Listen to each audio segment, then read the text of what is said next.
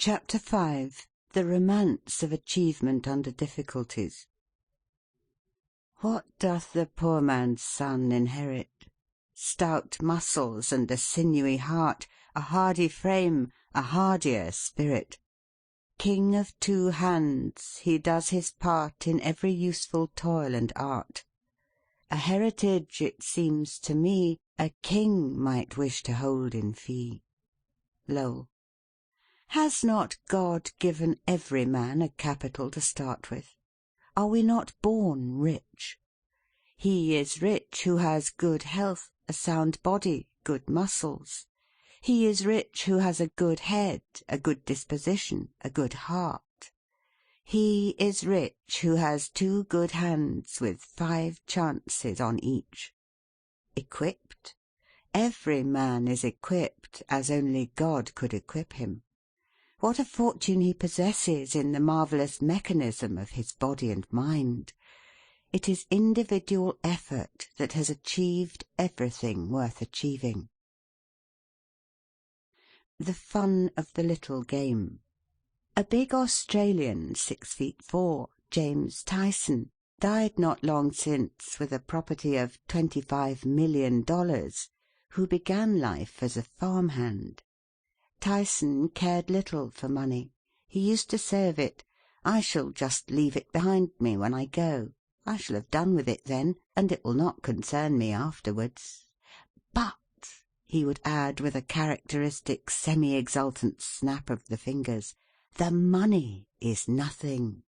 It was the little game that was the fun." Being asked what was the little game, he replied with an energy of concentration peculiar to him, "Fighting the desert. That has been my work. I have been fighting the desert all my life, and I have won. I have put water where was no water, and beef where was no beef. I have put fences where there were no fences, and roads where there were no roads. Nothing can undo what I have done, and millions will be happier for it after I am long dead and forgotten." Has not self-help accomplished about all the great things of the world? How many young men falter, faint, and dally with their purpose because they have no capital to start with, and wait for some good luck to give them a lift. But success is the child of drudgery and perseverance. It cannot be coaxed or bribed. Pay the price, and it is yours. A constant struggle, a ceaseless battle to bring success from inhospitable surroundings is the price of all great achievements. Conquerors of Fortune. Benjamin Franklin had this tenacity of purpose in a wonderful degree. When he started in the printing business in Philadelphia, he carried his material through the streets on a wheelbarrow. He hired 1 room for his office, workroom, and sleeping room. He found a formidable rival in the city, and invited him to his room. Pointing to a piece of bread from which he had just eaten his dinner, he said, "Unless you can live cheaper than I can, you cannot starve me out." It was so that he proved the wisdom of Edmund Burke's saying that, "He that wrestles with us strengthens our nerves and sharpens our skill. Our antagonist is our helper." The poor and friendless lad George Peabody, weary, footsore, and hungry, called at a tavern in Concord, New Hampshire, and asked to be allowed to saw wood for lodging and breakfast. Yet he put in work for everything he ever received, and outmatched the poverty of early days. Gideon Lee could not even get shoes to wear in winter when a boy, but he went to work barefoot in the snow. He made a bargain with himself to work 16 hours a day. He fulfilled it to the letter, and when from interruption he lost time, he robbed himself of sleep to make it up. He became a wealthy merchant of New York, mayor of the city, and a member of Congress. Commercial courage.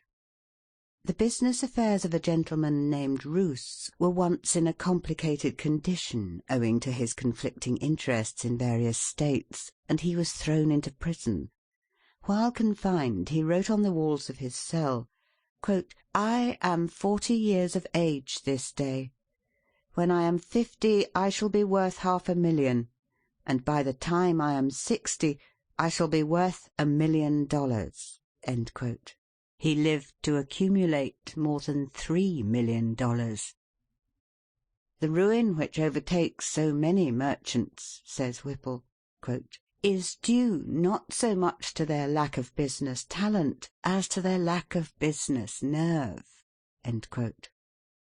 Cyrus W. Field had retired from business with a large fortune when he became possessed with the idea that by means of a cable laid upon the bottom of the Atlantic Ocean, telegraphic communication could be established between Europe and America. He plunged into the undertaking with all the force of his being. It was an incredibly hard contest.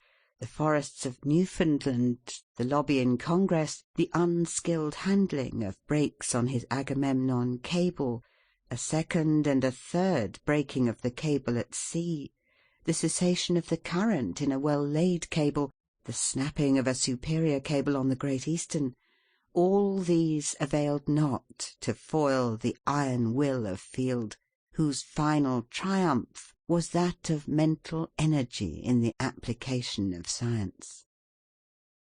4 New York journalists. To Horace Greeley, the founder of the Tribune, I need not allude. His story is or ought to be in every school book. James Brooks, once the editor and proprietor of the Daily Express and later an eminent congressman, began life as a clerk in a store in Maine, and when 21 received for his pay a hogshead of New England rum. He was so eager to go to college that he started for Waterville with his trunk on his back, and when he was graduated he was so poor and plucky that he carried his trunk on his back to the station as he went home. When James Gordon Bennett was 40 years old, he collected all his property, $300, and in a cellar with a board upon 2 barrels for a desk, himself his own typesetter, office boy, publisher, newsboy, clerk, editor, proofreader, and printer's devil, he started the New York Herald. He did this after many attempts and defeats in trying to follow the routine instead of doing his own way. Never was any man's early career a better illustration of Wendell Phillips' dictum, quote, "What is defeat? Nothing but education, nothing but the first steps to something better." End quote. Thurlow Weed, who was a journalist for 57 years, strong, sensible, genial, tactful, and of magnificent physique, who did so much to shape public policy in the Empire State, tells a most romantic story of his boyhood.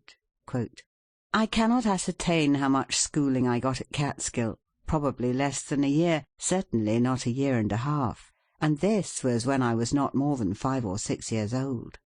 I felt a necessity at an early age of trying to do something for my own support. My first employment was in sugar-making, an occupation to which I became much attached. I now look with great pleasure upon the days and nights passed in the sap-bush.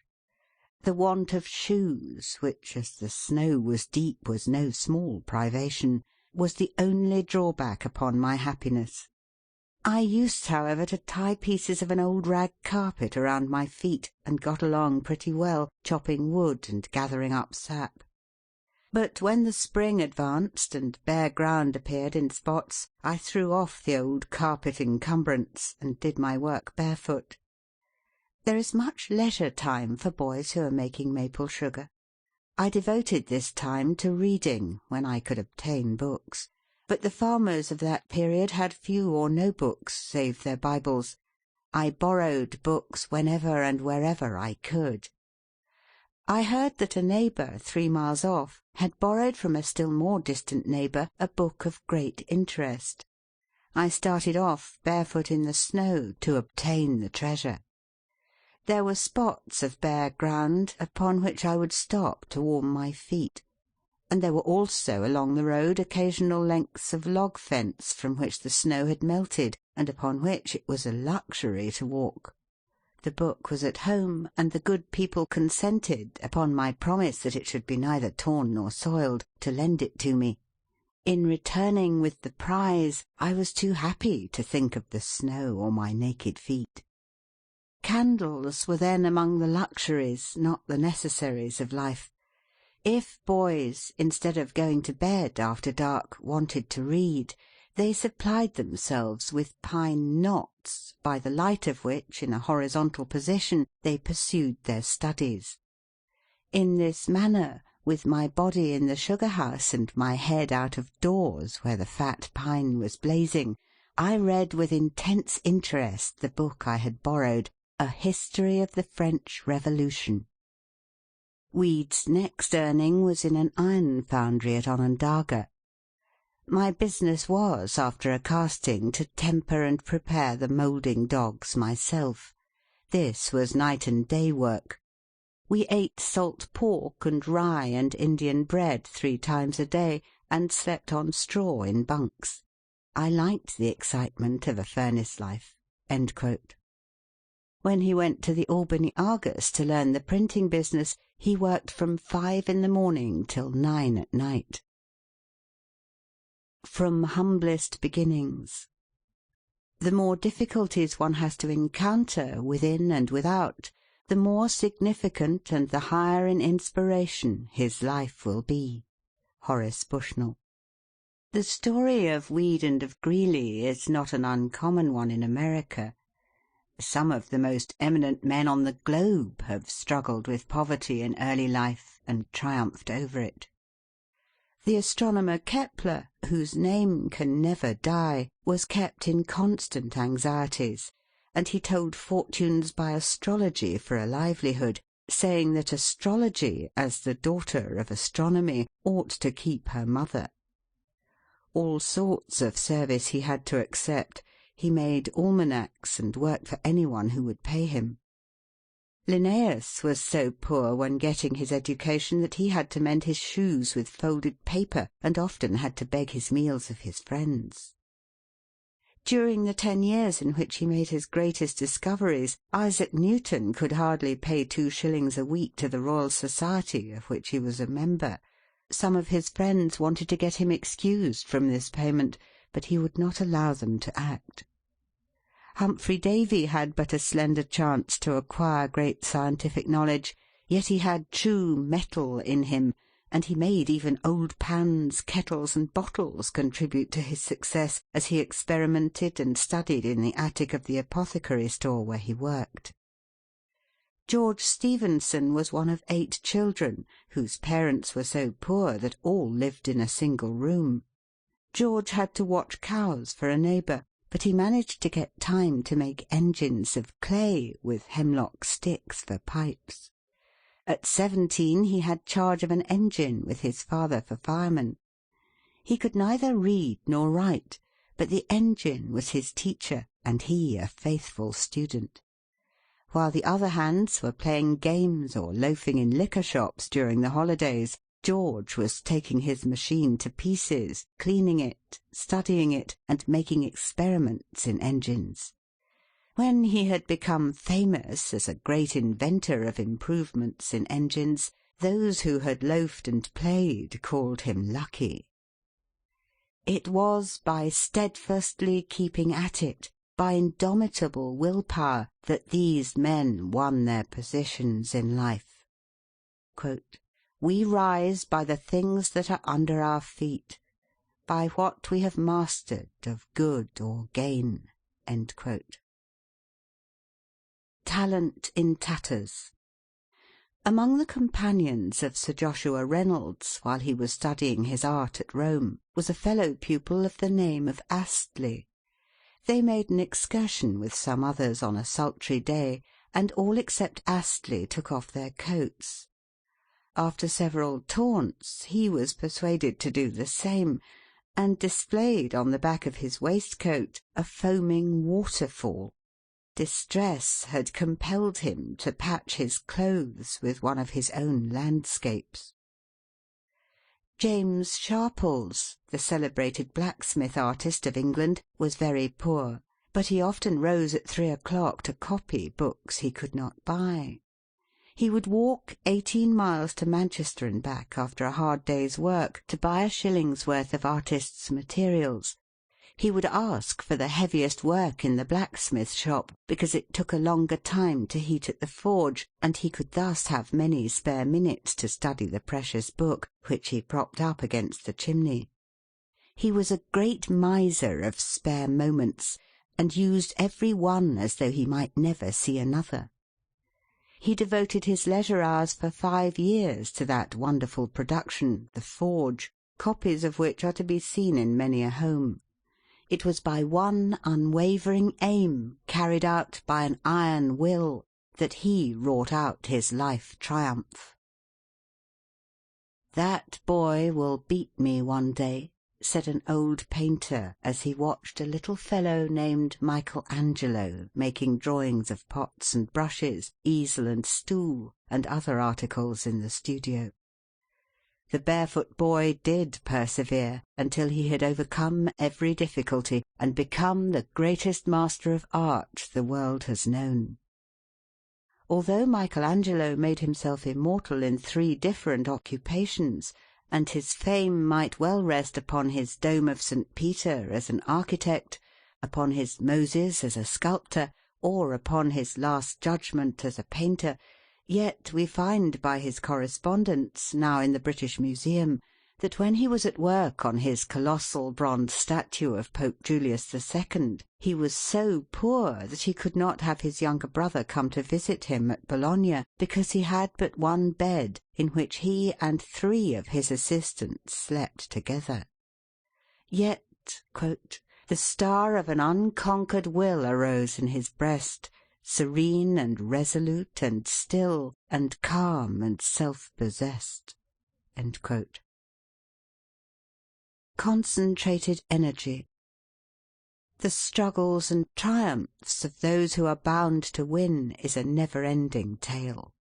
Nor will the procession of enthusiastic workers cease so long as the globe is turning on its axle. Say what we will of genius, specialized in 100 callings, yet the fact remains that no amount of genius has ever availed upon the earth unless enforced by will-power to overcome the obstacles that hedge about everyone who would rise above the circumstances in which he was born, or become greater than his calling. Was not Virgil the son of a porter, Horace of a shopkeeper, Demosthenes of a cutler, Milton of a money-scrivener, Shakespeare of a wool-stapler, and Cromwell of a brewer? Ben Jonson, when following his trade of a mason, worked on Lincoln's Inn in London, with trowel in hand and a book in his pocket. Joseph Hunter was a carpenter in youth, Robert Burns a ploughman, Keats a druggist, Thomas Carlyle and Hugh Miller masons. Dante and Descartes were soldiers. Cardinal Wolsey, Defoe, and Kirke White were butchers' sons. Faraday was the son of an ostler, and his teacher, Humphrey Davy, was an apprentice to an apothecary. Kepler was a waiter-boy in a German hotel, Bunyan a tinker, Copernicus the son of a Polish baker. They rose by being greater than their callings, as Arkwright rose above mere barbering, Bunyan above tinkering, Wilson above shoemaking, Lincoln above rail-splitting, and Grant above tanning. By being first-class barbers, tinkers, shoemakers, rail-splitters, tanners, they acquired the power which enabled them to become great inventors, authors, statesmen, generals. John Kay, the inventor of the fly-shuttle, James Hargreaves, who introduced the spinning jenny, and Samuel Crompton, who originated mule-spinning, were all artisans, uneducated and poor, but were endowed with natural faculties which enabled them to make a more enduring impression upon the world than anything that could have been done by the mere power of scholarship or wealth. It cannot be said of any of these great names that their individual courses in life would have been what they were, had there been lacking a superb will power resistless as the tide to bear them upward and onward.